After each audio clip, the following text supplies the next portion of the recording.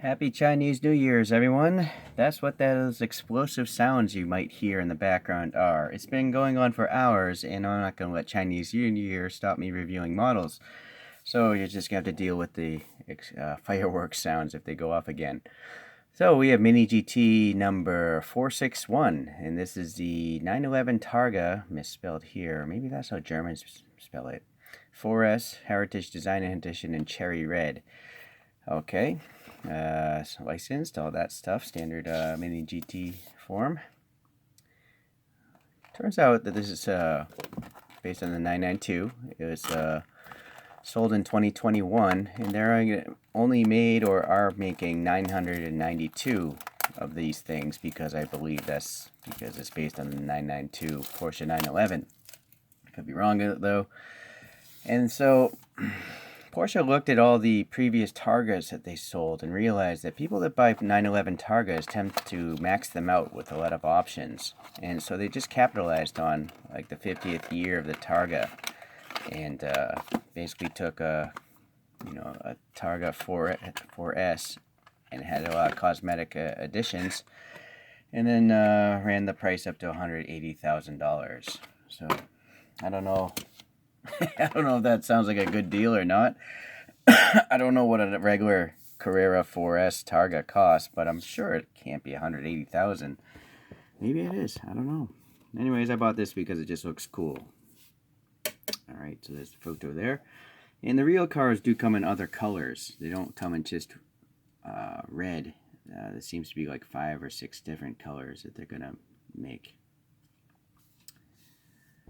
And so here's the Heritage. That's the very first 911 Targa, which I guess was like a little over 50 years ago. Alright. And I just thought this is a cool image. So if Inspector Gadget is looking for a new car, this looks like something right up his alley. Okay. So 3 point, let's see. Nope, sorry, I don't know how big the engine is. I'm just reading a Motor Trend article right now. It says 443 horsepower, 390 pound-feet. It's a twin turbocharged flat 6, 0 to 60 in 3.4 seconds. And goes up to 188 miles per hour. Unfortunately, the article doesn't tell me the displacement of the engine. Oh well. Let's move on to the model here. So these wheels do look like the photographs. Maybe not this tire, so great. Let's see if we just do the little flipperoo. There's what it looks like without the tire, if you're curious. And yeah, I think that was an improvement. So nice, easy fix. Unfortunately, with MiniGTs, you're not going to get a brake system. You just won't at this price range, which is fine by me. Alright, but what I do like, or do not like, is this a decal, this Porsche stripe.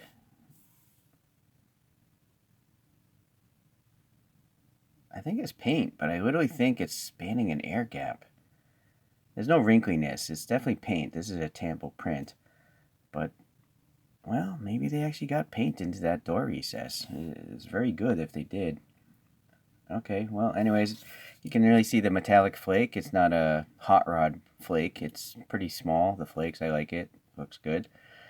The tire tread blocks don't look like they're truck tires from the side, so that's nice. We do have like this running light or turn signal or something. It's black and I don't know if that's white or silver. It's hard to tell. But that's what it looks like on the photograph, so that's good.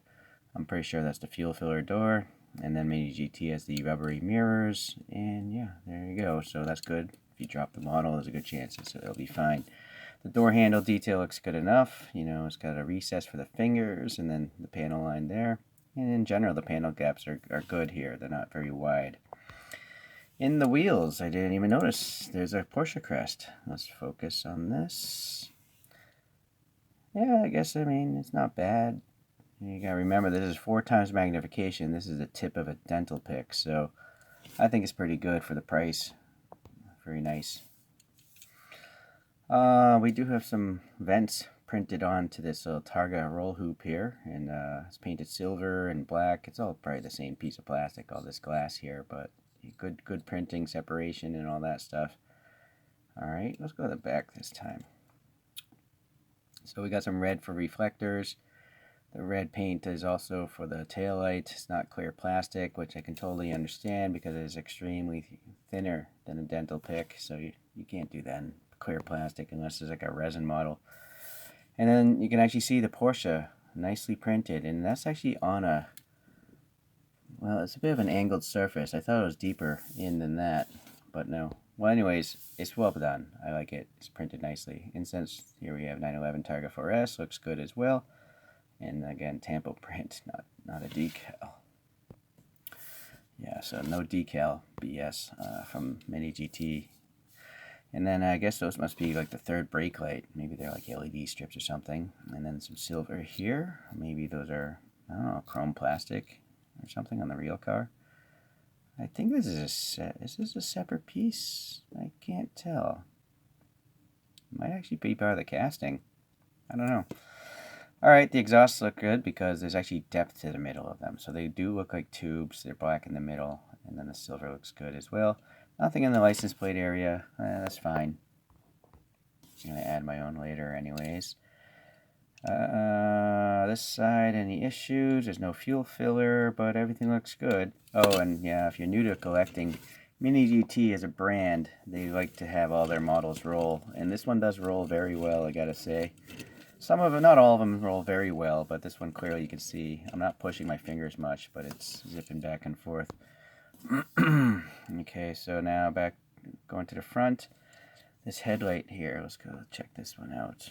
So we have some black printing around the border, and then behind that clear lens is a silver painted headlight and some sort of bump there. I don't know if that's like the washer fluid or a running light or maybe a turn signal. I don't actually know where the turn signals are on this car. Is it this silver thing here or is it up in there? Well, anyways, that silver thing that silver thing is painted. And then the Porsche crest on the actual hood is much better than on the wheels, of course. You actually have multiple colors going on. That's actually very good. Little horse and stuff in there. This is probably a separate plastic piece here because the separation is quite nice.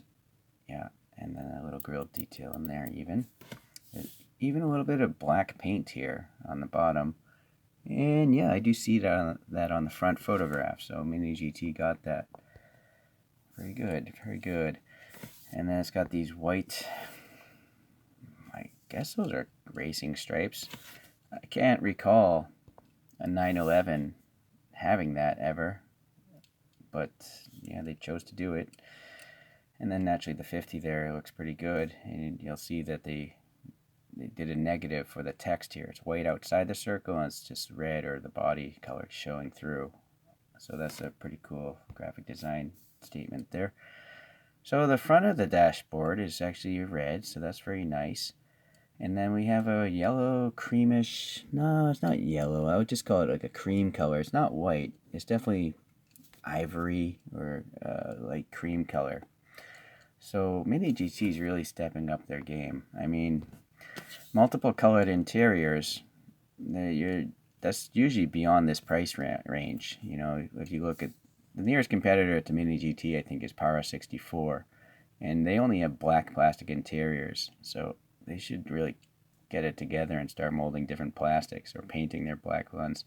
And then this one actually has, look at all these decals of the nav system and the gauges. So again, this is approaching, or this is Inno64 territory, or Tarmac Works hobby territory, but those things cost a lot more than MiniGTs.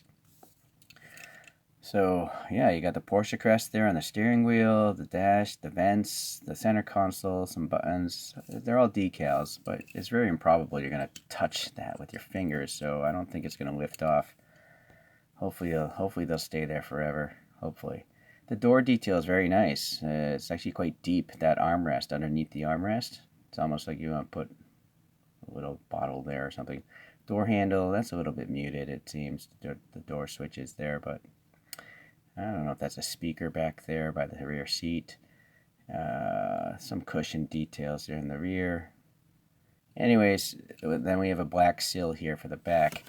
So this interior has four different colors going on. It's very impressive. The top of the door is actually the same red as well, carrying over to the dashboard. So very cool. Very, that's one of the, this could be the best interior I've ever seen from MiniGT, now that I think of it. I might be wrong. Tell me if you guys know of a better one, as far as the amount of work involved. But I'm definitely impressed, very impressed. Let's get a few other Porsches out here. Well, alright, I forgot to show you guys the bottom. So there it is, just has the brand. That's it, made in China. Yeah, I used to gripe about this all the time. Why don't they just tell you what the car is? Maybe a copyright date, stuff that collectors want to know what they're holding in their hand and also know how old it is, because the age tends to set values of collectibles. But they are screwed together. That is a metal base and it has nice treads. So, very cool. I'm not going to make a Porsche show today. I'm just going to bring out a few Porsche models here. So when I think about a Targa, this is one early one. This is by Kyosho. This is the Porsche 914, 1969, I guess, this car. But this is press fit together. The newer Kyoshos, I think, have screws. This one has a rigid mirror. A different brand. We have Mini Champs here with this 911 from 2008. And press fit together. And nice details of the engine there. This is just a convertible, though, not a Targa. But look at the nice paint, very good. For some reason, I'm not really sold on the Mini Champs that are currently in production. They either I don't like the vehicles or they just don't look nice. They look kind of like this. This I think is a different Kyosho. See, it's screwed together, but it's not very nice. I don't know what went wrong. I think this is actually labeled as a Pao Feng, although I don't see. Oh, maybe it's under there. It is a Pao Feng. I covered it up. It says Pao Feng here, but there's a Pao Feng logo right there. So even though it's made by Kyosho, it's Kyosho making a lower grade model. It's lower grade than the regular Kyosho branded stuff. The paint just isn't good there. It's not really good there. These headlights were really bad before I fixed it because it was screwed together. You can see the casting looks kind of like a Hot Wheels, all those ripples in there. So it's just not as good as a normal Kyosho. And so I would avoid this brand if you guys are, unless you're like a diehard 911 fan. Just stick to Kyosho or older Mini Champs or obviously Mini GTs. Alright. Alright,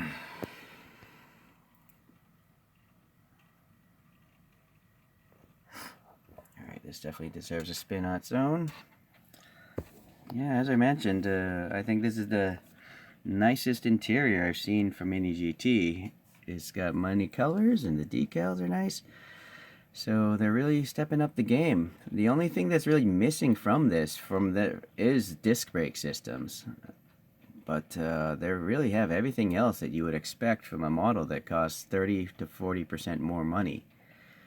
So in fact, I was debating getting the Inno64 Classic Range Rover, but I know MiniGT is coming out with it now too. So I think I might just skip the Inno64 because I don't really love that truck that much. And I know MiniGT will probably do a pretty good job with it. So we'll have to see when that thing comes out. Alright, well thanks for watching today. I'm going to definitely have some more MiniGTs in the future. I love what they're doing. Keep it up, MiniGT. And no quality control problems on this one. So, very good. Thanks for watching, guys. See ya.